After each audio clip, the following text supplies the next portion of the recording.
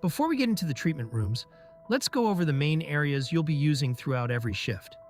First is the reception desk. This is where patients are checked in and assigned to their correct treatment room. Next is the lobby and waiting area. This is where incoming patients gather before receiving treatment. Early on, the lobby is fairly manageable, but as the shifts progress, it can quickly fill with patients. Staying organized and moving patients as efficiently as possible is one of the best ways to keep up with the increasing difficulty. You'll also spend time in the supply area and shop. Here, you can purchase useful items like coffee and other supplies that help you survive longer shifts. Keeping yourself stocked becomes much more important later in the game, especially when the hospital gets busier and anomalies begin appearing more frequently. Now let's go over every treatment room. Rooms 1 through 5 are the standard treatment rooms. Although they're numbered differently, they all work exactly the same. Bring your assigned patient into the room, perform the DNA diagnosis, determine the correct medicine, and administer the treatment. Choosing the wrong medicine will kill the patient, so make sure you carefully identify the correct medication before treating them. Once you understand this process, you'll be able to complete these rooms much more quickly.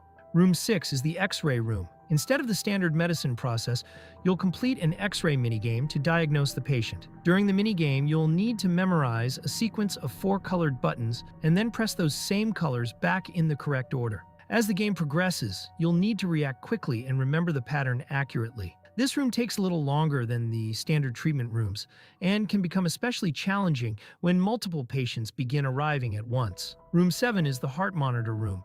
Ambulance patients are often assigned to this room, so you'll usually want to prioritize these emergencies whenever they arrive. Finally, Room 8 is the surgery room, and it's generally considered the hardest treatment room in the game. Surgery involves multiple timed interactions that require accuracy and quick reactions. A single mistake can cost the patient, so take your time and focus on each step. If you're playing with teammates, this room is usually best handled by the most experienced player. After you've learned the treatment rooms, it's important to remember that monsters can appear throughout the hospital, including inside many of the treatment rooms. As the shifts become more difficult, you'll need to treat patients while watching out for dangerous enemies. The ritual room can randomly replace a patient's room. The lights will dim, the patient will begin floating, and you'll have 40 seconds to remove all of the ritual candles or break the ritual using the correct items. If you fail, the patient dies. The bed monster can appear underneath patient beds in rooms 1 through 5 and room 7. If you or a patient step into its grab zone, it'll pull you under the bed. Mash the struggle button to escape before it's too late. The massive eyes can appear on the ceiling of patient rooms and reception starting on shift 2. If you look directly at it, you'll rapidly lose sanity. The safest strategy is to avoid looking up until it disappears or use eye drops.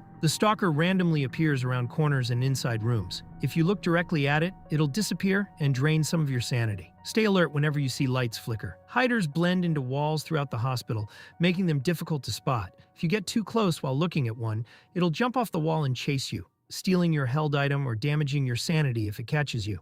Finally, tendrils are a special emergency that can appear after surgery in room 8. If they appear on a recovering patient, you'll have to quickly complete the tendril removal procedure before the timer runs out, or the patient will die. Once you understand what every area and treatment room does, navigating the hospital becomes much easier. You'll spend less time figuring out where to go, treat patients more efficiently, and have a much better chance of surviving the later shifts. If this guide helped you out, be sure to leave a like, subscribe for more animal hospital guides, and check out my other videos covering enemies, leveling up fast, secrets, and everything else you need to master the game.